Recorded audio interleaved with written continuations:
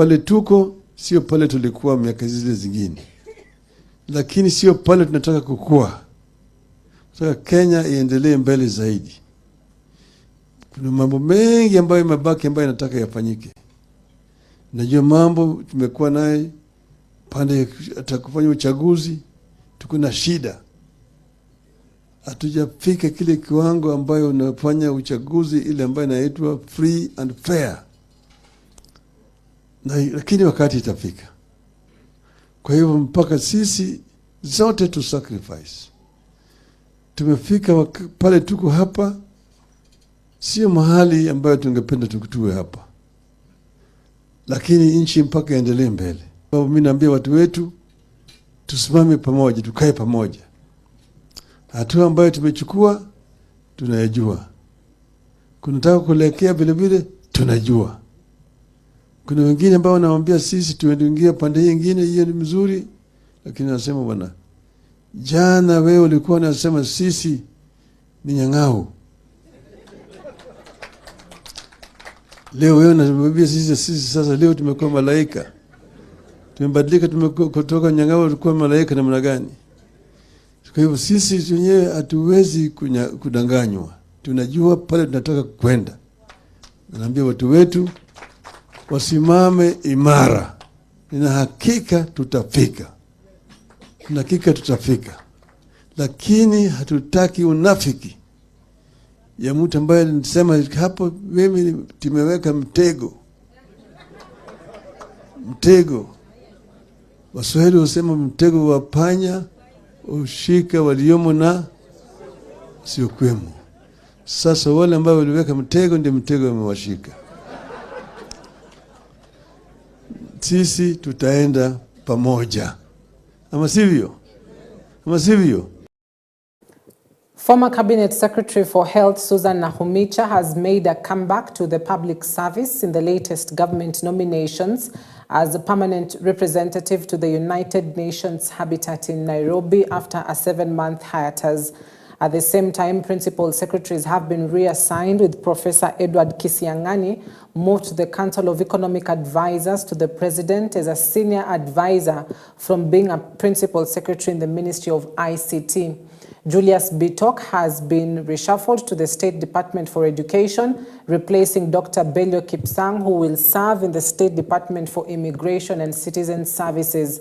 New nomination for appointments as PSs include Dr. Jane Imbunya to the State Department of Public Service and Human Capital Development, Regina Akoth to the State Department of Trade, Cyril Odede to the State Department of Public Investments and Asset Management, Dr. Caroline Karugu to the State Department of East African Community Affairs, and Dr. Oluga Frederick Ouma to the State Department for Medical Services.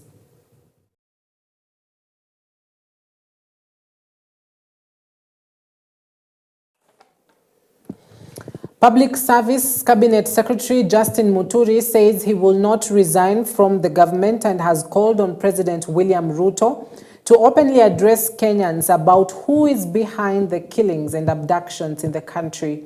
Speaking in Mombasa after closing a summit of the African Union, Muturi emphasized that he has written a letter to President William Ruto regarding the matter and is still awaiting his response.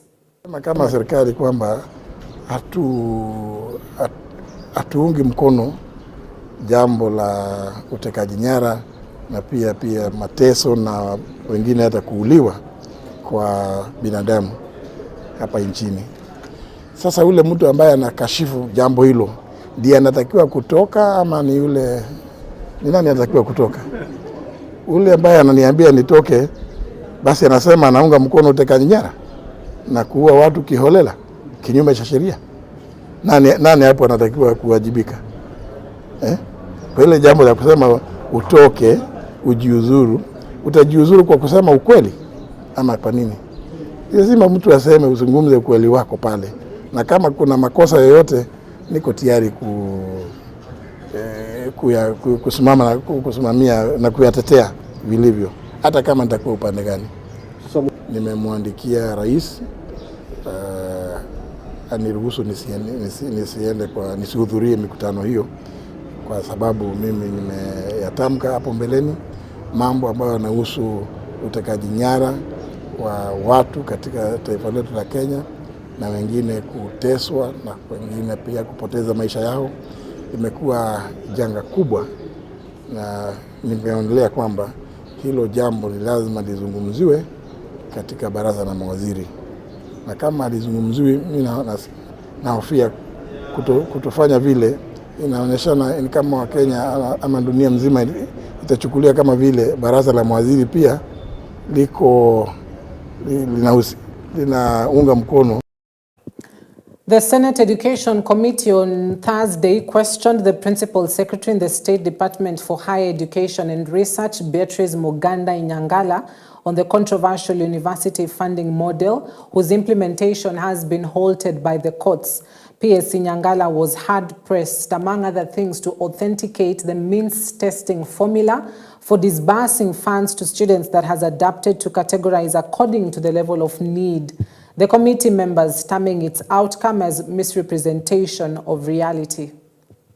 How did you get your data? And surely, when the student is feeling, you can be feeling saying that we earn this amount of money. I'm living in a house that is not a permanent house, while they live in that houses. Why are they saying that? They are saying that because they don't want to look poor. But when the rubber meets the road, the reality checks in. The parents cannot afford to pay. We undertook a survey, Honorable Chair, and 53% of the students indicated that their forms had been completed in a cyber, and they were not very sure what was put in those forms. And obviously then when you feed a model with the wrong information, what comes out will also not be good. But that being the case, Honorable Chair, we do have an appeal mechanism, and students who felt that they had been put in the wrong band had an opportunity to appeal, and then the data that they had completed would be reviewed. The National Assembly's Budget and Appropriations Committee Chairperson Samuel Atandi has reaffirmed his commitment to ensure equitable distribution of resources across the country, while stating that the biggest problem in the country is equity in sharing of resources. Atandi, who is also the Member of Parliament for Alego Usonga constituency, say that he is well aware of the damage that the inequality in sharing of national resources has caused to the welfare and dignity of the country. He therefore reiterated his commitment to ensure that all parts of the country benefit from public resources. I am happy that the President has agreed to cede the most powerful committee in Parliament to us and for me to chair. As I promised them when I took over that I would not let them down. The biggest problem we have in the country is equity in sharing of national resources, and I am well aware of the inequality in sharing of national resources, the damage that has caused to the welfare and dignity of our country. And therefore, I'm not going to leave any stone unturned in ensuring that all parts of the country benefit from public resources. That everybody, a Kenyan, must benefit from the public resources that we collect from them. I also would like to say that the country is now headed in the right direction. As I said, most economic fundamentals are telling us that the life in the country is improving. We are seeing inflation rates coming down. Inflation rates, as at last year, were trending at about 6.5%. This month, the inflation rates have come down to 3.5%. The foreign exchange rates, the stability of the dollar has become very stable. It means, therefore, that the cost of importing goods has come down, and therefore, life is getting better. The agricultural production has also improved. Kenya has been able to produce most of their food. Former Interior Cabinet Secretary Fred Matiang'i supporters have appealed to individuals not to be keen on his presidential ambition come 2027 elections, to respect the position he held in society. The supporters from the former CS's home turf equally vowed to restrain themselves from antagonizing critics of his candidature who might ostensibly change their attitude. This came amid remarks by former Prime Minister Raila Odinga during a visit to the area, claiming the local community could not propel Matiang'i to the presidency single-handedly. This appeared to anger a cross-section of the supporters who viewed them as disparaging to the community. Speaking in Kisii town, former Assistant Minister David Kombo asked ODM leader Raila Odinga to reciprocate the respect he enjoyed from Matiang'i's community. As a son of Gusii community and a proven servant of the Kenya people, Dr. Matiang'i's stellar track record speaks for itself. His unmatched performance in the President Uhuru Kenyatta's administration across multiple key ministries showcased his dedication and competence and vision for a better Kenya. Any Kenyan is free to speak so long as it's within the law. On very deep inside me, let me say that any of us, those who support Matiang'i, never be ready to talk ill of the others. Even if you get any member speaking ill of Matiang'i, leave him alone. He will come back. He will change. Stand behind Honorable Matiang'i's stand at this time to move forward for the seat, the top seats in our nation. Not to bring forth our son, who is ripe, not only in our eyes, but in the eyes of the entire nation and in the eyes of the entire world. Chief Justice Martha Koome on Thursday hosted His Majesty King Willem Alexander and Her Majesty Queen Maxima of the Kingdom of Netherlands at the Supreme Court building in Nairobi. The royal couple is on a state visit to Kenya, affirming the strong bilateral ties between Kenya and the Netherlands and underscoring their shared commitment to the rule of law, democracy, and good governance. Bilateral discussions with the judiciary revolved around three main areas, including judicial independence and national stability. And Chief Justice Koome emphasized that an independent judiciary is the cornerstone of Kenya's democracy, protecting the constitution, guaranteeing fair trials, and safeguarding citizens' rights and freedoms. The CJ reiterated the judiciary's unwavering stance against any external, political, or private influences that could compromise impartiality, noting that impartial courts serve as a bedrock for long-term national stability.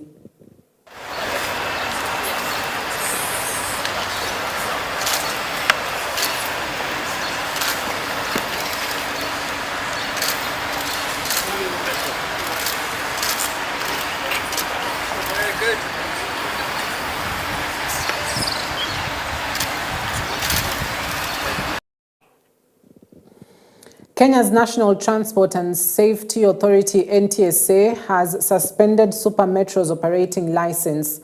NTSA said the decision is necessitated by the need to ensure the company is not only compliant, but that it has put in place safety measures to protect the lives of its passengers and other... Number two, there should be fair notice. Number two, there should be fair notice.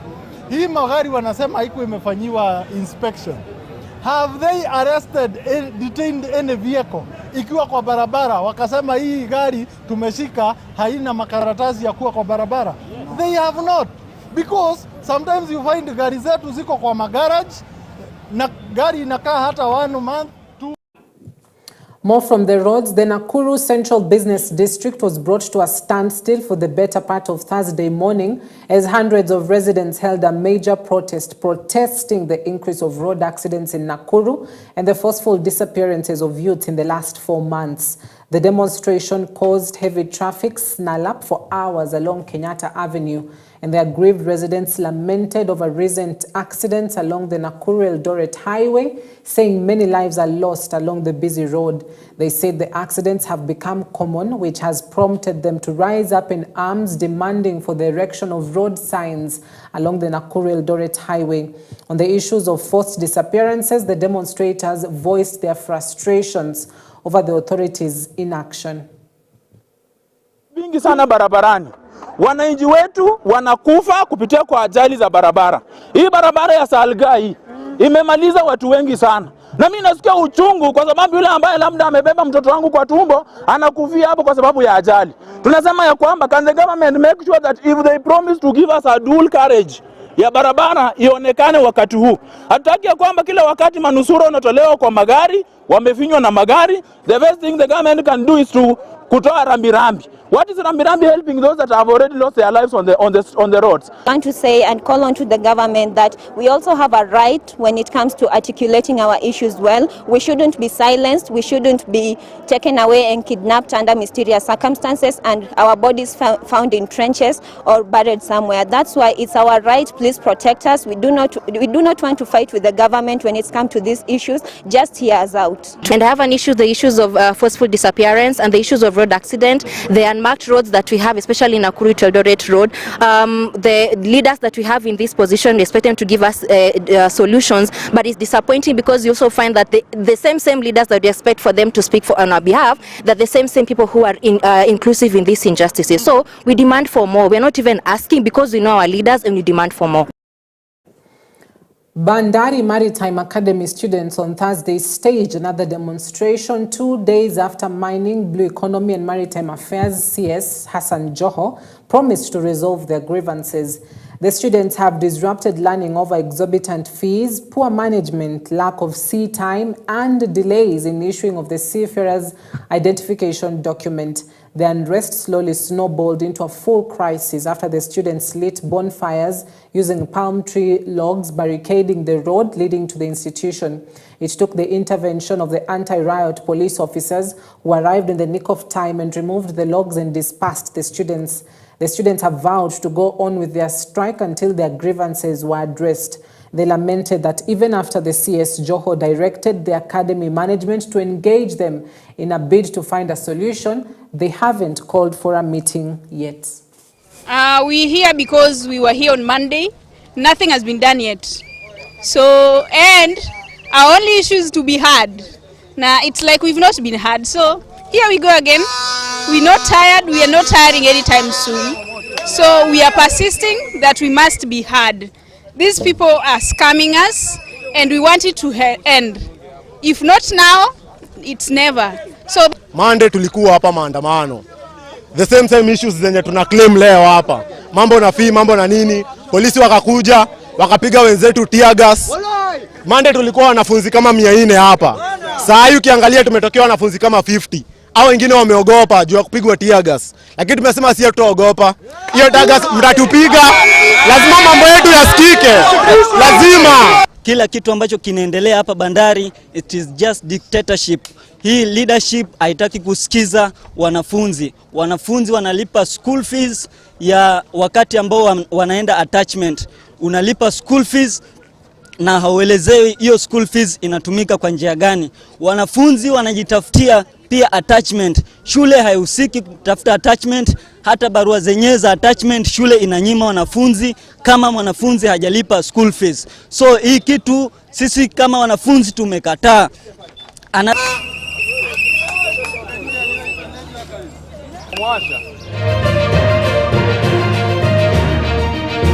Counties.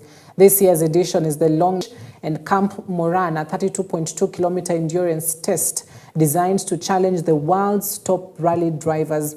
Speaking at the flag-off, President Ruto reaffirmed his administration's commitment to supporting the motorsport while reducing the government's financial burden on the event. Excellency, I want to confirm to you that after this launch, we are ready with all the routes and all the events from now, and I want to invite Kenyans to enjoy the spectacular moment of this rally, because it is not just a motorsport, but it is an inspiration of all our economic ecosystem. A bit more in our local rally drivers. I'm very glad that the corporates have shown intent to do that. I hope as government we can also build our Kenyan rally drivers. Out of those who are here, I think just 18 are the local drivers. We can have much more as we move forward. Feel welcome, feel at home. Karibu Nairobi, Karibu Kanairo. I congratulate the organizers of this 72nd edition for once again placing Kenya on the global sports tourism map. I have it on the authority of WRC and FIA reports that the Safari Rally is one of the most eagerly anticipated events worldwide, while the Hell's Gate Power Stage is among the most watched globally. Additionally, the famous Mitimbili jump in Kedong is one of the most iconic images in the WRC rally worldwide. Since 1953, the WRC Safari Rally has been a key part of Kenya's sporting heritage and a pillar of our sports tourism. Kirsty Coventry has been elected as the 10th president of the International Olympic Committee, becoming the first woman and African to ever be elected to the position. Coventry, aged 41, will also be the youngest ever to assume the role and came through a field of 7 contenders in the seaside resort of Costa Navarino in Greece to land the most powerful job in the world of sport. Coventry will officially take up the role on June 24th after incumbent Thomas Bach steps down following a 12-year spell in charge. Coventry will arrive at a time of heightened political or geopolitical uncertainty around the globe, question marks over the direction of the Olympic movement in the 21st century, and more scrutiny than ever on issues concerning gender identity and equality, among others.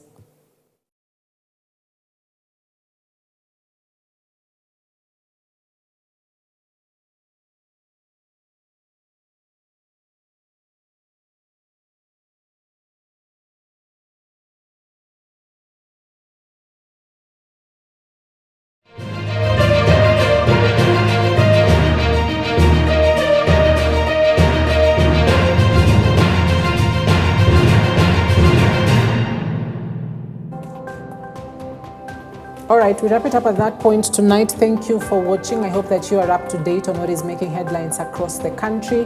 Laura Omondi was on the sign language desk tonight. I'm Cynthia Nanjala. Good night.